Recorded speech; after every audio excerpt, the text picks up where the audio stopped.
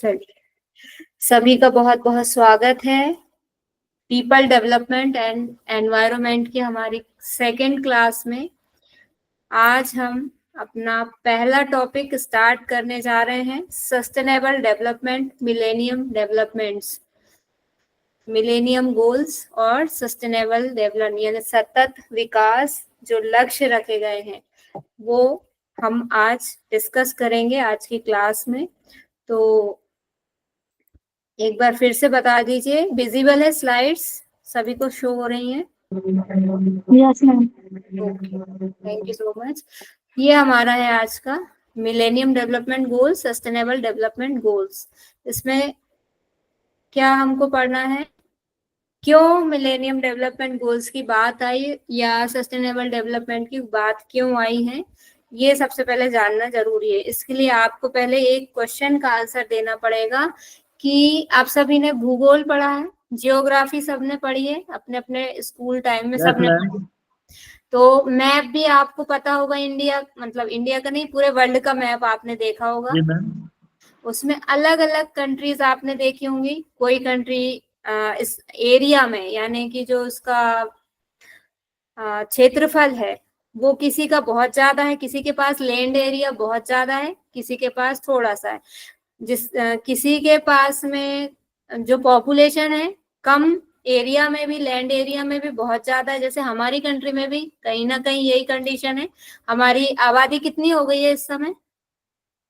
1.4 something. और भूभाग हमारा मतलब लैंड एरिया हमारे पास में सीमित है। तो कोई तो बहुत ज्यादा मकान है, कई लोगों के पास में बहुत सारे मकान है, किसी के पास कोई सड़कों पे ही सो रहे हैं और उनके ऊपर गाड़ियां भी चढ़ जाती हैं, लोग फुटपाथ पे। ऐसी फिल्म भी बनी हुई है और कांड हुए भी हैं, बड़े बड़े फिल्म स्टार भी उसमें आए हैं। तो ये क्या है, मतलब इनइक्वलिटी है ये, कि कहीं पे रिसोर्सेज बहुत ज्यादा है, पॉपुलेशन बहुत कम है, कहीं पे पॉपुलेशन बहुत ज्यादा है, रिसोर्सेज बहुत कम है। ये एक इनइक्वलिटी की यानी असमानता की स्थिति है। इसको बैलेंस करने के लिए क्यों जरूरत है, लोग मतलब कोई भी होगा जिसके पास ज्यादा है वो क्यों सोचेगा कि मैं क्यों दूं, मेरे पास है तो है, मैं यूज करूंगा। लेकिन कुछ लोग काइंड हार्ट होते हैं, दयालु टाइप के, जो आप अपने मतलब स्कूल लेवल से, कॉलेज लेवल से ही सोच के देखिए कि कुछ लोग ऐसे होते हैं, कुछ टीचर ऐसे होते हैं जिनको ऐसा लगता है अरे यार कोई भी बच्चा पिछड़ा नहीं रहना चाहिए क्लास में, जो नहीं समझ में आ रहा है उसको अलग से समझाते हैं, अलग से टाइम देते हैं। आप में से भी कई लोग टीचिंग करते होंगे तो आप भी कई बार ऐसा करते होंगे कि आपका पूरा प्रयास ये रहता होगा कि जो कमजोर से कमजोर बच्चा है वो भी अच्छा रिजल्ट लेके आए, इसके लिए आप पूरे एफर्ट लगाते हैं। तो ऐसे ही जब किसी प्रॉब्लम को लेकर वर्ल्ड लेवल पर बात करते हैं, जो ऐसे काइंड हार्ट पीपल्स जो होते हैं वो सामने आकर बड़े लेवल पे बात करते हैं, तब ऐसी प्रॉब्लम्स के बारे में बात की जाती है कि जिसके पास बहुत ज्यादा है और जिसके पास बिल्कुल नहीं है, उन दोनों के बारे में बात की जाए, दोनों को देखा जाए तो जिसके पास ज्यादा है उससे लेके जिसके पास नहीं है, कम है, उस तक पहुंचाया जाए तो क्या होगा, एक बैलेंस आएगा। सब लोग एक मानव जीवन का लक्ष्य क्या है, हम लोग पढ़ते भी हैं योग में, तो हम बिल्कुल पढ़ते हैं, ये हमने ऋग्वेद में ही पढ़ा हुआ है, एक मंत्र में दिया हुआ है कि एक सामान्य औसत आयु क्या मानी गई है मनुष्य की, 100 वर्ष की आयु। उपनिषद में मिलता है ये वाला, है ना, पढ़ा होगा आप लोगों ने, उपनिषद में पढ़ा है अभी तक ये चीज? अगर नहीं, हाँ, जिन्होंने नहीं पढ़ी, हाँ, जिन्होंने अभी नहीं पढ़ी है वो भी आगे, अभी जब आपकी क्लास लगेगी तो उसमें आपको पढ़ने को मिलेगा कि 100 वर्ष की एक आयु अच्छी मानी गई है जीने के लिए। लेकिन उस आयु में दूसरी चीजें क्या होनी चाहिए कि भाई स्वस्थ हो व्यक्ति और प्रसन्न हो, ये कॉमन चीजें होनी चाहिए। मतलब तब उस 100 वर्ष की आयु का कोई मीनिंग है। रोगी है, दुखी है, पलंग पे पड़े हैं, तो ऐसे से तो सोचता है ना व्यक्ति कि मैं मर जाऊं तो अच्छा है, ये वाली चीज आती है। तो सब लोग एक हैप्पी और हेल्दी लाइफ जी सकें, इसके लिए जब अभी तक तो ऐसा था कि भाई पहले चलता था ये, बहुत सारी फिल्में भी इस पे बनी हुई हैं कि भाई मार काट चल रही है, इसने उस पे आक्रमण कर दिया, उसने उस पे, लड़ाई थी, कब्जा करते थे लोग, अटैक करते थे और उसको अपने अधिग्रहण में ले लेते थे उस जगह को, वहां के जो जो रिसोर्स हैं सब उन्होंने अपना आधिपत्य उस पर स्थापित कर लिया। लेकिन धीरे धीरे धीरे धीरे क्या होता गया, समय के साथ में मेंटेलिटी चेंज होती चली गई लोगों की, और जब मेंटेलिटी चेंज होती गई तो फिर क्या आने लगा, डेमोक्रेसी आने लगी, लोकतंत्र डेवलप होने लगा। तो लोकतंत्र जहां आने लगा वहां पे क्या होने लगा, एक लीडर हो गया, वो सबका नेतृत्व कर रहा है, कहीं ना कहीं सबके भले की बात आने लगी सामने। धीरे धीरे बहुत सारी कंट्रियों में लोकतंत्र आ गया, चुनाव होने लगे। पहले राजतंत्र चलता था कि राजा हो गया, राजा जो कह देगा वही चलेगा, वही फॉलो किया जाएगा। अब लोकतंत्र हो गया, मतलब लोगों के बीच से किसी को राजा बना दिया, राजा मतलब जो पूरा देख रेख कर रहा है, पूरी कंट्री के लिए रूल्स एंड रेगुलेशन बना रहा है, उनको फॉलो करा रहा है।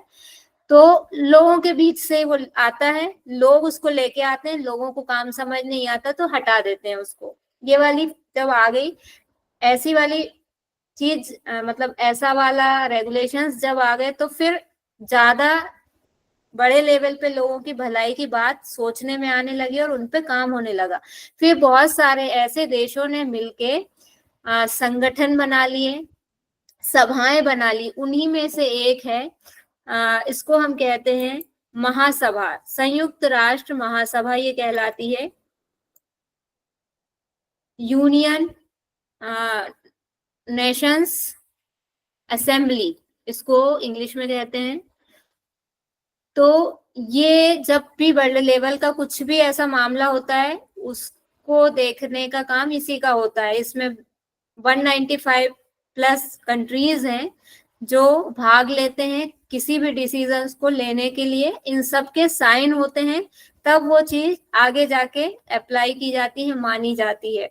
या फिर बहुमत आता है कि मान लो कुछ लोग राजी हैं, कुछ लोग नहीं है राजी, तो फिर वो क्या करते हैं, मिलके वोट हो जाता है। अगर 60% है या कुछ एक परसेंटेज, जिसमें जिसका ज्यादा परसेंटेज हो गया वैसी वाली बात मान ली जाती है। मैडम ये अब यूएस है या यूएनओ? यूएनए यूएनए है। हाँ, ये अभी आ जाएगा इसमें, ये यूनाइटेड नेशंस जनरल असेंबली, ये है यूएनए। ठीक, अब इन्होंने ही इस इक्वलिटी को लाने के लिए सभी को समान रिसोर्सेज, कौन से रिसोर्सेज, पानी भी हो सकता है, स्वच्छ पानी हर जगह नहीं, हम सबको पता है कि पीने का पानी लगभग 1% के आसपास है, थोड़ा बहुत ऊपर नीचे, ठीक है, सबको पता है, ये हम बचपन से पढ़ते चले आ रहे हैं। तो वाटर रिसोर्स भी आ जाएगा उसमें कि हम उसका दुरुपयोग ना करें, इसके लिए प्लान्स बनाएं, इसकी बचत करें, मतलब जिस जिस चीज की, जिस जिस रिसोर्स की कमी है उसके प्रति लोगों को अवेयर करने के लिए, जागरूकता लाने के लिए ही ये डेवलपमेंट गोल्स लाए गए। गोल्स का मतलब क्या होता है, लक्ष्य होता है कि हमने ये टारगेट डिसाइड किया। हम सभी का अभी लक्ष्य क्या है, मतलब आप सभी का, कि आपको नेट जेआरएफ एग्जाम क्लियर करना है, ये आप सभी का टारगेट है। अब आप उसके लिए कुछ छोटे छोटे गोल्स डिसाइड करेंगे, सब गोल डिसाइड करेंगे कि मैं सुबह 5 बजे जगूंगा, ये एक आपका टारगेट हो, एक गोल हो गया। तो अब उसको आप अचीव कर पा रहे हैं या नहीं कर पा रहे हैं, आप अपने आप को इसके लिए टाइमलाइन भी दे देते हैं कि चाहे जो भी हो जाए, मैं, अगर मेरी आदत नहीं है सुबह 5 बजे जगने की, 4 बजे जगने की, तो मैं इस महीने की 10 तारीख से ऐसा कर लूंगा, हाउ एंड एनी, कैसे भी मैं करूंगा, लेकिन मैं 4 बजे से उठने लगूंगा 10 तारीख से। ये आपने एक अपने आप को टाइम लाइन दे दी। ऐसे ही इन डेवलपमेंट गोल्स को भी अचीव करने के लिए एक डेडलाइन या टाइम लाइन दी गई। पहले हम देख लें कि ये आए कब से। मिलेनियम डेवलपमेंट, दोनों एक ही जैसी चीजें हैं, बस इनको अप्लाई करने की डेट, लाने की डेट में अंतर है, और दूसरी चीज है इनकी जो संख्या है, नंबर्स हैं, उनमें भी अंतर है। पहले ये जो थे मिलेनियम डेवलपमेंट, ये कुल 8 थे, नंबर ऑफ 8, और इसके बाद वाले जो आए हैं वो 17 है, सस्टेनेबल डेवलपमेंट गोल। अब ये फैक्चुअल क्वेश्चन यहाँ से बनेगा कि जो मिलेनियम डेवलपमेंट गोल है वो एक्सेप्ट कब किए गए, एक्सेप्ट किए गए हैं ये 2000 में, ईयर 2000 में। लेकिन अब यहाँ पे क्या लिखा हुआ है, लेकिन लक्ष्यों की गणना 1990 के स्तर पर की गई थी। इसको बहुत जटिल नहीं है, ये लाइन बहुत सरल है, इसको आप बहुत सरल एग्जाम्पल से समझिए।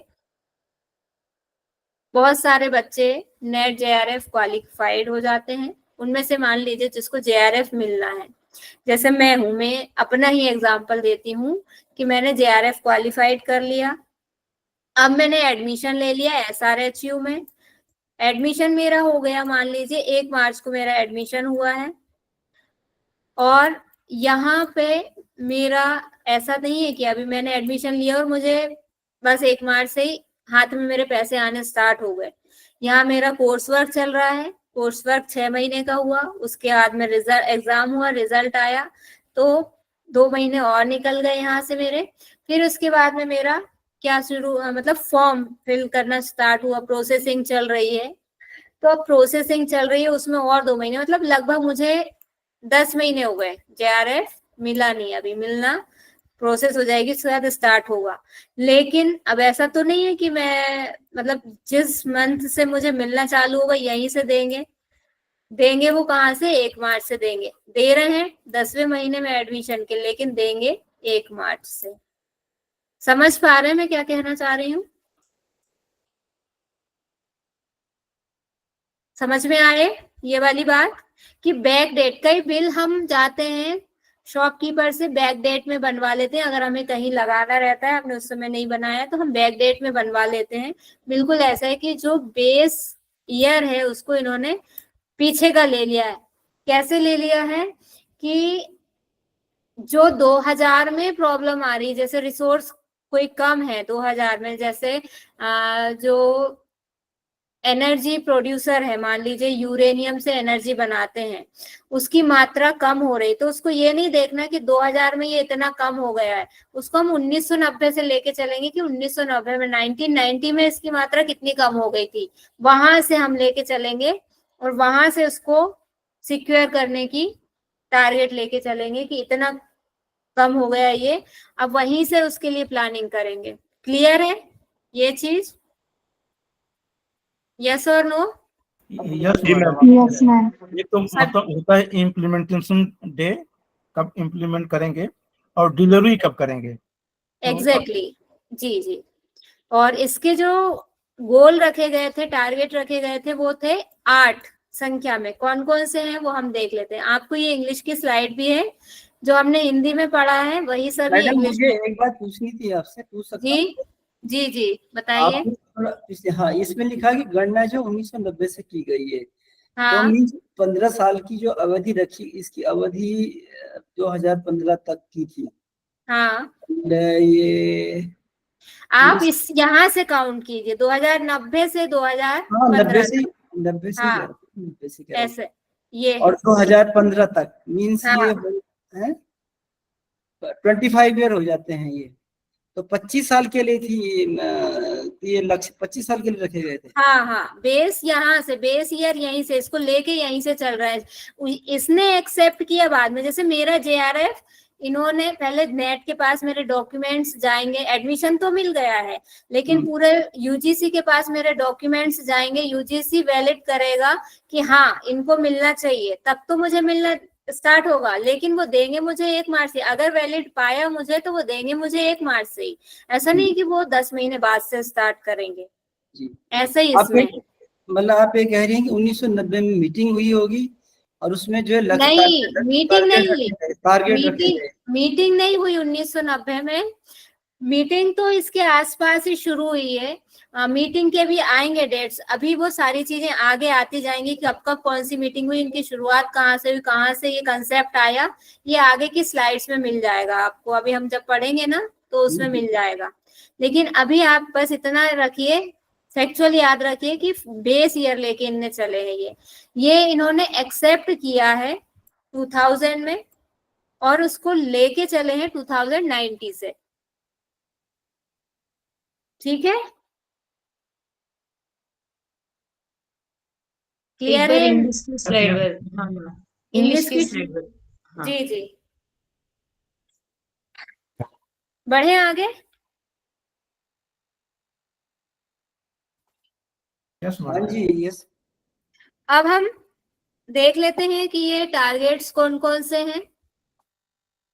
ये मिलेनियम डेवलपमेंट जो गोल है 8, इसका शायद इंग्लिश में, हाँ ये है, इंग्लिश में भी है। तो ये क्या क्या है? अत्यधिक गरीबी और भुखमरी का उन्मूलन। सबसे पहले पहला ही टारगेट क्या रखा है कि जो अत्यधिक मतलब बहुत ही ज्यादा गरीबी वाली कंडीशन है, गरीबी है, पैसे नहीं है, तो खाने का भी इंतजाम नहीं हो पा रहा है, इसलिए क्या है, भुखमरी। गरीबी के साथ हमेशा हम भुखमरी को लेके चल रहे हैं यहाँ पे। दूसरा क्या है? प्राइमरी एजुकेशन सबके लिए हो। जैसे अभी न्यू एजुकेशन पॉलिसी जो आई है हमारी 2020 में, उसमें रखा ही है कंपलसरी की प्राइमरी, और जितनी भी एजुकेशन पॉलिसीज आई उन सब में ये बात जरूर की गई कि प्राइमरी एजुकेशन सबके लिए कैसी होना चाहिए, कंपलसरी होना चाहिए, सबको मिलना चाहिए। तो दूसरा ये हो गया। तीसरा, जेंडर इक्वलिटी को बढ़ावा देना चाहिए। कैसे? कि पुरुष और महिला में भेद नहीं हो। आजकल तो बिल्कुल नहीं हो रहा है, पायलट भी हैं और फाइटर भी हैं और सब बन गई हैं महिलाएं भी, तो बराबरी कहीं ना कहीं बहुत हद तक आ गई है। और महिला सशक्तिकरण यानी वुमेन एम्पावरमेंट की बात भी यहाँ पर हो रही है। बाल मृत्यु दर में कमी, बहुत ज्यादा जो एकदम ही कई ऐसे केस होते थे हॉस्पिटल में कि जन्म हुआ और बच्चा बचा नहीं, कहीं ना कहीं उसको कोई ना कोई या तो बीमारी, कुपोषण के कारण कहीं पे, या दूसरे जो उनको टीके नहीं मिल रहे हैं, वैक्सीन नहीं लग रहे हैं, तो उसके कारण कोई दूसरी बीमारी उनको जो उस वैक्सीन से नहीं होनी चाहिए थी उसके कारण हो जाती थी। वो सारी चीजों को क्योर करते हुए, उनको दूर करते हुए बाल मृत्यु दर में क्या करना है, रिड्यूस करना है इसको। चाइल्ड जो डेथ रेट है उसको। मातृत्व स्वास्थ्य में सुधार।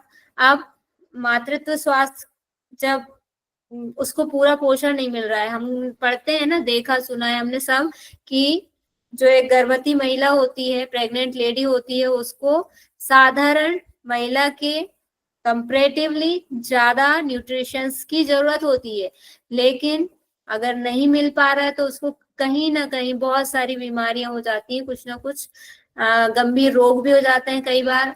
ये सब जागरूकता ना होने के कारण, अवेयरनेस ना होने के कारण भी हो सकता है। तो जो जो कारण इन सब प्रॉब्लम्स के हैं, उन सब का क्या करना, सर्वे करना, और उनको दूर करने के लिए क्या प्लानिंग करना है, उन सब को इन टारगेट्स में लेके चलने की बात है।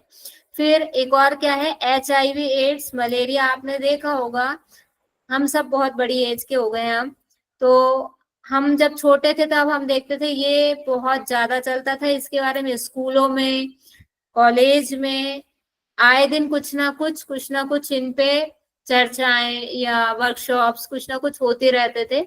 आजकल तो घर में बहुत कॉमन हो गई हैं ये सारी चीजें, पहले ऐसे नहीं होती थी। तो इनको अलग अलग कैंप लगा के जागरूकता इनके बारे में लाई जाती थी, कैंप लगाए जाते थे ज्यादातर। पर्यावरण संरक्षण सुनिश्चित करना, सबसे इम्पोर्टेंट तो यही है कि पर्यावरण संरक्षण यानी एनवायरमेंटल कंजर्वेशन। जीव जंतुओं को, पेड़ पौधों को सुरक्षित करेंगे। अभी हम यहाँ पे मनुष्य को अलग रख के बात करते हैं पर्यावरण की जब बात करते हैं, जबकि हम खुद हिस्सा हैं, लेकिन यहाँ अलग रख के बात इसलिए करना पड़ती है क्योंकि इसको जो भी खतरा है मनुष्य से ही है सबसे ज्यादा। बाकी जीव जंतु तो आपस में ऐसा बनाया है, बनाने वाले ने, ईश्वर ने जो पूरा एक स्ट्रक्चर तैयार किया, उसने सारी व्यवस्थाएं ऐसी करी है। फूड चेन हम सभी ने पढ़ी है कि शेर, बाज, चीता और खरगोश, ये सब है एक दूसरे को सब खा रहे हैं, मतलब कहीं ना कहीं कोई ना कोई किसी ना किसी का क्या है, भोजन है। सब एक दूसरे से अपनी पूर्ति कर रहे हैं, श्रृंखला में सब चलता रहता है, रोटेशन में पूरा बैलेंस बना रहता है। लेकिन हमने इस बैलेंस को पूरा हिला के रख दिया है, इसलिए अब हम ही को बात करना पड़ रही है इसके कंजर्वेशन की, इसको बचाने की। एक और गोल क्या है? विकास के लिए वैश्विक साझेदारी। ये जो हम पढ़ रहे हैं कि अभी मैंने बताया था कि जो विचारक होते हैं, बड़े बड़े सोचने वाले होते हैं, थिंकर्स होते हैं, सबके भलाई की जो सोचते हैं, वो सामने आते हैं, कमेटी बनाते हैं, मीटिंग्स करते हैं और सब लोगों के डेवलपमेंट की बात करते हैं। तो इसी को बोलते हैं वैश्विक साझेदारी या ग्लोबल साझेदारी को क्या बोलेंगे? पार्टनरशिप, ग्लोबल पार्टनरशिप की बात यहाँ पर हो रही है कंट्री लेवल पर। क्लियर है? ये 8 ये आपको फिंगर टिप पे होने चाहिए लर्न। 8 के 8 क्या हो गया? सबसे पहले गरीबी, भूखमरी, पैसा नहीं है तो भोजन नहीं है, ठीक। दूसरा एजुकेशन, अगर प्राइमरी एजुकेशन ही नहीं मिली है तो स्वाभाविक है कि आगे जाके हम पैसा कमा भी नहीं पाएंगे ढंग से, कुछ ना कुछ ऐसे ही काम करते रहेंगे कि गरीबी में ही जीते रहेंगे। असमानता को दूर करना है, ये बहुत मतलब कॉमन सी चीज है तो ये आसानी से याद हो जाएगा। पहले बहुत ही ज्यादा भेदभाव किया जाता था लड़के लड़की में, लड़की नहीं जाएगी पढ़ने, लड़का जाएगा पढ़ने। ये सारी ये हम देख रहे हैं ना, आज से कितने साल पुरानी बातें हैं ये, 1990 से हम लेके चल रहे हैं इनको। तो उस समय तो बहुत ही हालत खराब थी। ये आज की डेट में हमको नहीं पढ़ना है, लेकिन याद हमको वहां से जोड़ के रखना है, ठीक। क्लियर है ये सभी? आगे बढ़े। आप जवाब देते रहिए बीच बीच में, क्योंकि मैं सिर्फ स्लाइड देख पा रही हूँ। अब हमारा आता है सस्टेनेबल डेवलपमेंट गोल। सस्टेनेबल का यूं तो ना मतलब अर्थ ये है धारणीय विकास। धारणीय शब्द बना है धारण से, धारण यानी जो है जो वर्ड आता है ना, हैव, कि हमारे पास है ये चीज। तो धारण से धारणीय, धारणीय का यहाँ पे बहुत सीधा अर्थ है कि किसी भी यूजफुल रिसोर्स को ऐसे यूज करना कि वो हम भी यूज कर ले और हमारे आने वाली जो पीढ़ियां हैं वह भी उसको देख पाए, तब तो वह क्या हो जाएगा? धारणीय या सस्टेनेबल डेवलपमेंट। और अगर हमने सिर्फ डेवलपमेंट किया तो ये गारंटी नहीं है कि जो हम देख रहे हैं वो हमारी आने वाली जनरेशन भी उस चीज को देख पाए। फॉर एग्जाम्पल क्या हो सकता है बताइए? कौन सी चीज है जो तेजी से समाप्त हो रही है? वाटर लेवल, वाटर और पेट्रोल। एग्जैक्टली वाटर को हम एक बार इसमें ना भी काउंट करें, क्योंकि वाटर कैसा है? रिन्यूएबल रिसोर्स है वाटर। जबकि जो आपका फ्यूल है पेट्रोल डीजल, ये कैसे है? नॉन रिन्यूएबल है। ये जैसे माचिस की तीली होती है ना, आपने इधर उसका क्या लगा हुआ है? बारूद लगा हुआ है। एक बार आपने उसको रगड़ दिया बेस पर, जल गई, अब इसका कोई अस्तित्व नहीं है। ये इस लकड़ी का होना नहीं होना कोई महत्व नहीं रखता है अगर इसमें बारूद नहीं, ये खत्म हो गया। ये बारूद ही क्या है? नॉन रिन्यूएबल रिसोर्स है, ये खत्म तो खत्म। पेट्रोल भी यही होता है, एक बार हमने भर लिया गाड़ी में, जल गया, खत्म, खाली हो गया, खत्म, अब वो नहीं आएगा, जो चली गई वो नहीं आएगी। वाटर क्या होता है? ये वाटर बॉडीज है, ये यहाँ पानी भरा हुआ है, इसका क्या होगा? इस पे सनरेज पड़ेगी, ये वेपर बनेगी, वेपर बन के बादल बन जाएंगे वापस से, और बादल में एक प्रेशर आएगा निश्चित, जो उनको वापस बदल देगा पानी की बूंदों में कंप्रेस करके। तो वो पानी की बूंदें फिर आई, फिर इस वाटर बॉडी को उन्होंने फिल कर दिया, फिर से भर गया। ये जो पानी का जो भी रिसोर्स है, नदी है, तालाब है, ये फिर से भर गया। तो ये तो एक बार चलती रहती है साइकिल है। लेकिन ये चीज अगर गई तो गई, खत्म, फिर वो उसका दोबारा नहीं है। जैसे इंसान या कोई भी जीव जंतु जिसने जन्म लिया है, उसकी श्वासें समाप्त हो गई, उसने श्वास लेना और सारी जैविक क्रियाएं बंद कर दी, फिर वो दोबारा नहीं आएगा, दोबारा हमें नहीं दिखाई देगा। तो ऐसे ही ये नॉन रिन्यूएबल रिसोर्सेज होते हैं, इनके लिए ही सस्टेनेबल डेवलपमेंट गोल की बात ज्यादा करते हैं। हालांकि जो 17 लिए गए हैं उसमें पानी भी रखा गया है, बिल्कुल रखा गया है। क्यों? क्योंकि पानी 1% ही है, और हम अगर उसको लगातार बर्बाद करते चले जाएंगे तो साइकिल के लिए भी तो होना चाहिए ना, तभी तो साइकिल चलेगी। साइकिल खुद सूख गई है, यहाँ पे पानी ही नहीं है, तो फिर वो जाएगा कैसे? सनरेज पड़ेगी किस पे? मिट्टी पे पड़ेगी, मिट्टी से पानी नहीं बनेगा। तो कहीं इसलिए इसको भी रखा गया, लेकिन ये बाद में आता है, पहले ज्यादा डेंजर जोन में ये चीजें हैं। यही इंग्लिश में है जो हमने अभी पढ़ा है। तो जो इंग्लिश में समझने में ज्यादा इजी फील करते हैं वो यहाँ से देख लें। इसके बाद अब हम आएंगे कि ये कंसेप्ट आया कहाँ से। जो सस्टेनेबल डेवलपमेंट गोल्स हैं उसका कंसेप्ट कहाँ से आया? तो ये आया हमारा साझा भविष्य के नाम से, जो द ब्रंडटलैंड रिपोर्ट 1987 में आई, उससे ये आया है। इस रिपोर्ट ने हमारे रहन सहन एवं शासन में पुनर्विचार की आवश्यकता पर बल दिया। मतलब सीधे सरल शब्दों में हम ये कहेंगे कि इसने ये कहा है कि हमारी लाइफ स्टाइल को हमको चेंज करना पड़ेगा। अभी हम क्या कर रहे हैं? हम सिर्फ कहते हैं ना, भक्षण कर रहे हैं, लेते जा रहे हैं। जैसे कोई माइंस होती है ना, जो जहां से मिनरल्स निकलते हैं, हम उसको खोदते चले जा रहे हैं, गोल्ड निकालते चले जा रहे हैं, तो क्या होगा? एक दिन तो पूरा खत्म ही हो जाएगा ना। ये वाली हमारी जो कंसेप्ट आ गई, हमने अपनी लाइफ को इतना लग्जरी बना लिया है, हमें सारे आराम और सुख सुविधाएं चाहिए, उसके लिए हम कुछ नहीं देखते हैं कि हम कितने पेड़ों को काटते चले जा रहे हैं, नए पेड़ पौधे हम लगा नहीं रहे हैं और सिर्फ काटते चले जा रहे हैं। तो इसका बुरा असर, जिन पेड़ों को हमने काट दिया, उन पेड़ों पे जो पक्षी बैठते थे वे आश्रयहीन हो गए। इसीलिए इन्होंने कहा है कि हमको अपनी एक तो सोच भी बदलनी पड़ेगी, अपनी लाइफ स्टाइल बदलनी पड़ेगी, उस पे हमको दोबारा से सोचना पड़ेगा, विचार करना पड़ेगा कि जिस रास्ते पर हम चल रहे हैं क्या सही चल रहे हैं या गलत चल रहे हैं। अब इसका पर्पस क्या है सस्टेनेबल डेवलपमेंट गोल का, इस पर हम बात करेंगे। गरीबी निवारण एवं सतत आजीविका।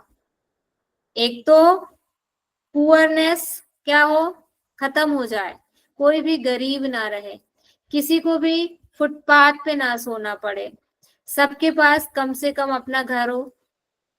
ये सिर्फ हम अपने यहाँ इंडिया का ही लेके मत चलिए आप, जो भी हम पढ़ रहे हैं ये पूरे वर्ल्ड की बात हो रही है। इंडिया बहुत अच्छी कंडीशन में है, सबसे ज्यादा बुरी हालात बताइए कहाँ पर है? साउथ अफ्रीका में है, बहुत प्रॉब्लम है मैडम, जहाँ पर पानी बिल्कुल के सही, वाटर का सबसे बड़ा प्रॉब्लम है। बिल्कुल सही आंसर दिया है, एकदम करेक्ट आंसर दिया है। साउथ अफ्रीका में बहुत बुरी हालत है, वहां पे लोगों को पहनने के लिए कपड़े नहीं है। आप उनको देखेंगे तो अगर आप वाकई में काइंड हार्ट है तो आपकी आंखों से आंसू आ जाएंगे उनको देखकर। पानी के लिए कितना दूर दूर उनको जाना पड़ता है पीने के पानी के लिए। हमारे तो राजस्थान में भी हमको लगता है कि पानी की कमी है, लेकिन राजस्थान में पानी मिल जाता है फिर भी पीने के लिए। उन लोगों को पानी मुश्किल से मिलता है पीने के लिए, बहुत दिक्कतें हैं वहां पर। वो एकदम ही जो बोलते हैं ना, भूखे और नंगे वाली कंडीशन जो आ जाती है, वही कंडीशन है वहां पर। तो ये आप उनको ध्यान में रख के समझिए कि गरीबी निवारण हो और सतत आजीविका।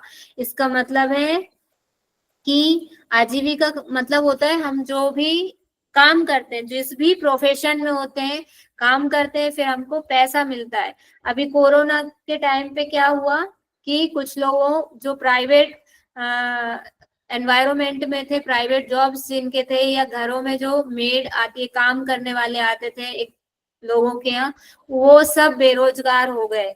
तो वो कैसी थी? असतत आजीविका थी। और लेकिन जो सरकारी जॉब में थे, गवर्नमेंट जॉब में थे, हॉस्पिटल में थे, या ऐसे जॉब में थे जहां उनको जाना था ही था, वहां उनकी सेवाएं अनिवार्य थी, तो उनकी कैसे हो गई? उनका भूखे मरने की कोई कंडीशन नहीं थी, उनको बराबर पैसा मिल रहा था। तो आपका ऐसा कि जो ब्रेक ना हो, ऐसी वाली आप जॉब में है, ऐसे आप प्रोफेशन में है कि आपके यहाँ निरंतर पैसा आ रहा है, तो वो आपकी कैसी हो जाएगी? सतत आजीविका। इसकी बात करना है, ये एक पर्पस है इन गोल्स का, सस्टेनेबल डेवलपमेंट गोल्स का। पर्यावरण अनुकूलन मानवीय गतिविधियां, मतलब जो एनवायरमेंटल एडाप्टेशन ह्यूमन एक्टिविटीज, यानी कि हम ऐसे काम करें, हमारी जो भी क्रियाविधि है, जो भी हम कर रहे हैं, वो पर्यावरण को नुकसान पहुंचाने वाला नहीं हो, एनवायरमेंट उसको एक्सेप्ट कर सके इजीली। हम जा रहे हैं किसी गार्डन में, किसी जंगल में जा रहे हैं, तो वहां के जीव जंतु देख के हमसे भयभीत ना हो, डरे ना, उनके मन में डर नहीं हो। हमको देखते ही जानवर भागने लगते हैं, हमको लगता है हम उनसे डरते हैं और वो हमसे डरते हैं। तो ये वाली कंडीशन नहीं होना चाहिए, भय का माहौल नहीं होना चाहिए। अहिंसा प्रतिष्ठायाम वैर क्या है वो? अहिंसा प्रतिष्ठायाम बताइए। वैर त्यागा, है ना, कि शेर और गाय एक ही बर्तन में से पानी पी लें, ऐसी वाली कंडीशन हो कि भय का माहौल हमने जो बना दिया वो नहीं होना चाहिए। एडॉप्टेबल कंडीशंस होनी चाहिए एनवायरनमेंट के प्रति, ऐसी हमारी एक्टिविटी होना चाहिए। फिर ऊर्जा दक्षता यानी एनर्जी इफिशियंसी, हम जब हमें आवश्यकता हो इलेक्ट्रिसिटी की, तब हमारे पास में इलेक्ट्रिसिटी होना चाहिए। ये हमारी एनर्जी इफिशियंसी कहलाएगी। ऐसा नहीं है अब हमको रात को पढ़ाई करनी है, स्टूडेंट का कल पेपर है, अभी इलेक्ट्रिसिटी गोल हो गई है, तो ये इस कंडीशन से बाहर निकलना है। फिर प्राकृतिक और मानव निर्मित संसाधनों का संरक्षण। प्राकृतिक मतलब जो अपने आप पहले से हैं, नदी, तालाब, नदियां, झरने, और मानव निर्मित हमने जो बना लिए हैं, conservation of natural and man made resources. अब हमने जो बना लिए, मतलब जंगल पहले से था, हमने पहले तो खूब गतिविधियां ऐसी करी, एक्टिविटीज ऐसी करी कि उनको नुकसान पहुंचने लगा। फिर हमने क्या कर दिया? उसको नेशनल पार्क बना दिया, उसके कंजर्वेशन के लिए। हमने सेंचुरीज बना दी उसके कंजर्वेशन के लिए। तो दोनों ही, जो पहले से थे उनको भी प्रोटेक्ट हमको करना है, और जो हमने बना दिए उनको भी प्रोटेक्ट हमको करना है। ये एक टारगेट है, ये एक पर्पस है। उत्पादन अवसरों का विकास करना, मतलब प्रोडक्शन जो है उसकी अपॉर्चुनिटीज ज्यादा से ज्यादा हो। नवीकरणीय संसाधनों पर निर्भरता हमारी कैसी हो? नवीकरणीय संसाधनों पर जो है वो निर्भरता बढ़ाना। अभी हमने देखा था ना, नवीकरणीय वाटर रिसोर्स कैसा है हमारा, वो भी रिन्यूएबल में आता है, तो कहीं ना कहीं नवीकरणीय में भी आता है कि दोबारा उसको पाया जा सकता है।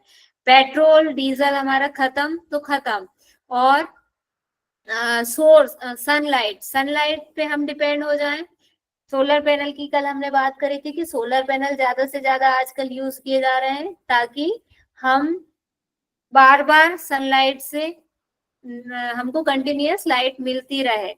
बारिश के दिनों को छोड़कर तो मिलेगी, बारिश में बादल होते हैं तो नहीं मिल सकती, लेकिन बाकी दिनों पे तो निर्भरता रहेगी। तो बारिश के दिन में जो हम दूसरे हैं उनका यूज करें तो वो ज्यादा लंबे समय तक चलेंगे। क्लियर है इतना? Yes madam. कहीं कोई प्रॉब्लम इतने में? समझ में आ रहा है सभी को? जी मैम। अब क्या है सस्टेनेबल, हाँ, सस्टेनेबल डेवलपमेंट गोल्स बस इतना ही है? हाँ नहीं, इतना ही नहीं है, अभी तो हम ये समझ लीजिए भूमिका चल रही थी, ये तो हमारा इंट्रोडक्शन चल रहा था उसका। सस्टेनेबल डेवलपमेंट गोल 17 है मेन गोल, जहां से क्वेश्चन आता है। ये बेसिक फैक्चुअल क्वेश्चन वो भी उससे भी आ सकते हैं और इससे भी आ सकते हैं। अभी जो मेन है 17 वो अब आगे आएंगे, वो हम स्टोरी से पढ़ेंगे ना उनको। पहले उसके पहले ये कहाँ से शुरुआत हुए, आयोजन कहाँ हुआ, ये हम थोड़ा सा देख लें एक स्लाइड में। फिर जो 17 है उनको हम पढ़ेंगे। उसके लिए एक स्टोरी बनाई है आपके लिए, उससे आपको आसानी से वो 17 याद हो जाएंगे। और उनमें से एक ना एक पूछा जाता है, कोई सा भी रोटेशन में पूछ लेते हैं चेंज कर करके वो।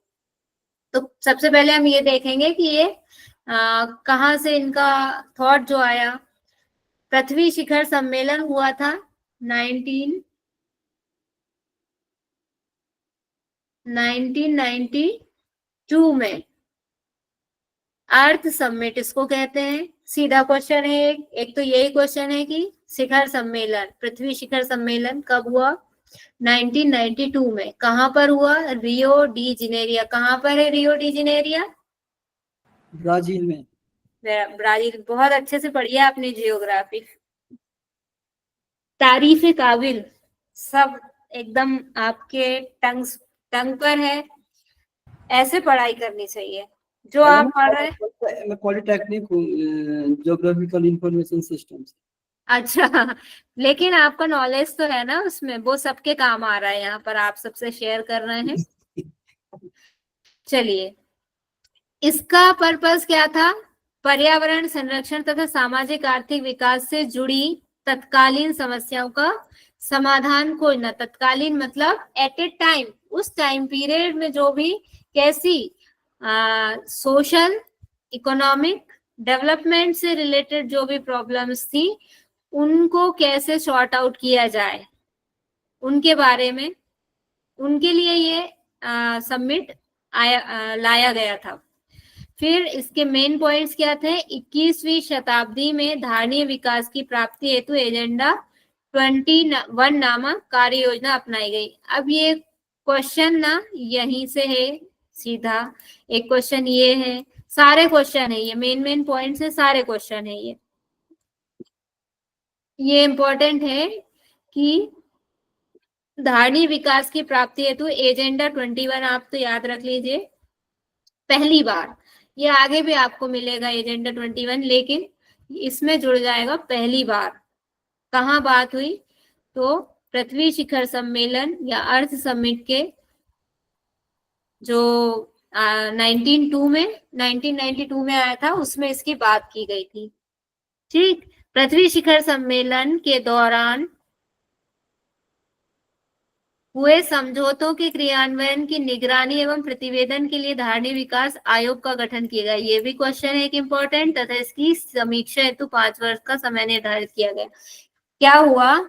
अब ये समिट तो कर लिए, अब इस पे जो उन्होंने बात की है कि जैसे ये 21 एजेंडा नामक ही लेके आए,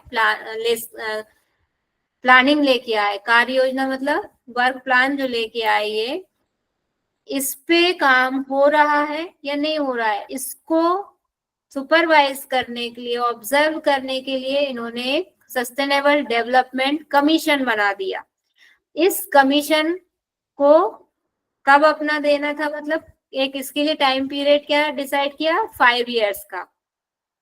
5 ईयर का इन्होंने टाइम पीरियड डिसाइड किया कि 1992 से लेके ये कब तक देखेगा कि इसने 5 साल में अपना काम कर लिया कि नहीं। 1990 5 प्लस करो कितना हो जाएगा? 97 तक। ठीक, इस तब तक के लिए ये आयोग ने इसको देखा। कौन से आयोग ने? सस्टेनेबल डेवलपमेंट आयोग या धारणीय विकास आयोग। आयोग मतलब कमीशन। क्लियर है इतना सभी को? Yes ma'am. ओके, आप रिवाइज कर ले थोड़ा सा एक बार, जितना हमने अभी पढ़ा, नहीं तो खिचड़ी बन जाएगी सारी। Yes ma'am. चलिए, क्वेश्चन के साथ साथ ही रिवाइज करते हैं। क्या हमने आज पढ़ा है? सबसे पहले बताइए। Millennium development goals. Millennium development goal कितने हैं ये? 8 8। 8 कौन कौन से हैं? गरीबी, भूखमरी, poverty शिक्षा का eradication है, primary education and gender equality and बाल मृत्यु दर में कमी, मातृत्व स्वास्थ्य में सुधार, HIV Very एड्स मलेरिया बीमारियों की रोकथाम वेरी गुड। और conservation, environment conservation. Very good.